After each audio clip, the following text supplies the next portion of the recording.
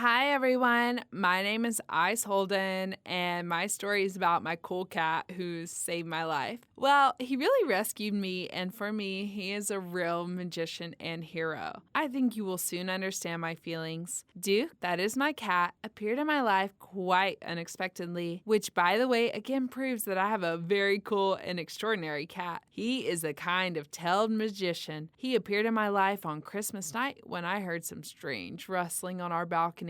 And we live on the second floor, just so you know. I was really scared and called my dad to check what caused those sounds. Dad also felt uneasy, and we did not expect to see anything pleasant there. Anyway, we had to check, and there was a cat. He was thin and hungry and demanding food as well as water. Everything worked out well, but guys, tell me how he got there. The cat was on the second floor of the building. It is really impossible to jump to such a height or to climb the wall. It just can't happen. Could he have fallen from above? Well, I don't know. There are no neighbors above us, and the attic of the building is closed. So the way he appeared, there is still a dark mystery. I think more and more often that he crashed onto our balcony straight from heaven. Well, what's wrong with that theory? Does anyone else have other opinions? Of course, we fed, washed, and warmed up the cat. And then we could have given him to an animal shelter or some of our acquaintances because having a new family member was not part of our plans. But since Duke appeared in our life in a magical way, we decided that this was our destiny and he should stay with us. That's why we bought him a cat bed, a scratching post, as well as various food, and took him to the vet, so that was how he started living with us. Soon our cat began to show new magical powers. The thing is that in some absolutely incredible way, he began to identify sore spots if a person touched them, and after a few minutes, the pain would disappear. And this is definitely not a coincidence or self-suggestion. I know what I'm saying. Trust me. For example, once at night, my ears suddenly started aching. Well, yeah, I needed to wear a hat more often. That's true, but this problem appeared earlier. Because of this, I could not fall asleep. It hurt, but I did not want to bother my parents because in such a case, I would have to listen to their numerous explanations about what a hat is and why it's not worth going outside without it. Suddenly, the cat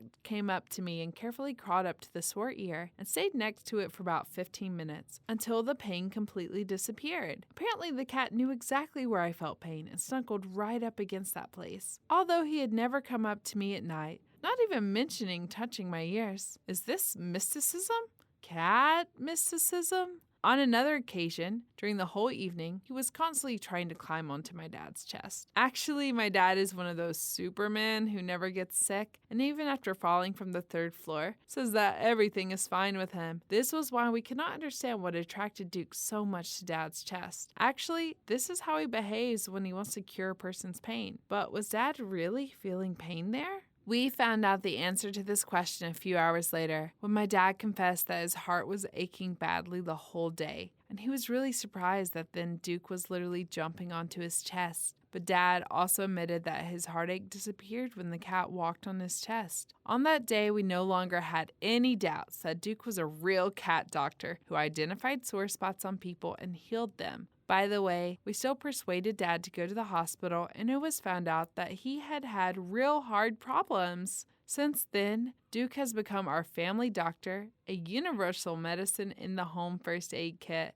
and just our favorite pet. We adored him, received treatment from him, and sometimes even allowed our relatives and friends to seek help from our cat. Thus, in his practice, he successfully cured a person from chronic migraines and healed pain resulting from a broken leg, as well as gastritis and many other diseases. But one day, something terrible and inexplicable started happening. Well, my parents, the cat and I seemed to be perfectly fine, but still there was something that bothered me a lot. The problem was that Duke began to snuggle against my back more and more often. He literally waited for any suitable moment and then stomped or laid on it. Something on the move, he jumped on it and dug his claws into my clothes. Well, if I didn't know that my cat was a doctor, I would have just definitely thought that he was crazy or just bold. But I knew that Duke would never snuggle against one in the same place of a person's body for no reason. His behavior made me very scared. In addition, I didn't feel any pain and had no complaints at all, especially concerning my back.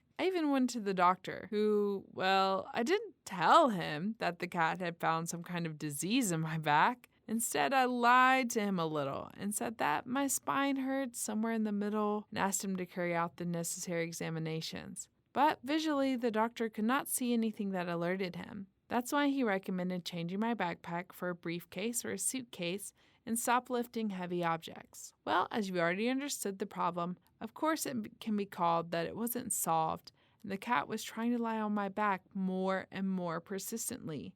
I don't know how long it would have lasted if Duke hadn't gone totally crazy. He jumped on my back and began. This shocked everyone, as well as evoked panic and horror. At some point, my dad even threatened that he would take the cat to someone else. He was really angry because of Duke's antics. I was head over heels in love with him and could not even think about parting with him. I was asking, or rather begging, the cat to stop throwing himself on my back. I asked him to behave like normal cats, but no, he did not listen to me at all. In fact, I noticed that he felt uneasy as well because of the situation, and he would have been glad to stop paying attention to my back, but he just could not do it. He was angry and he suffered, but he did not back down.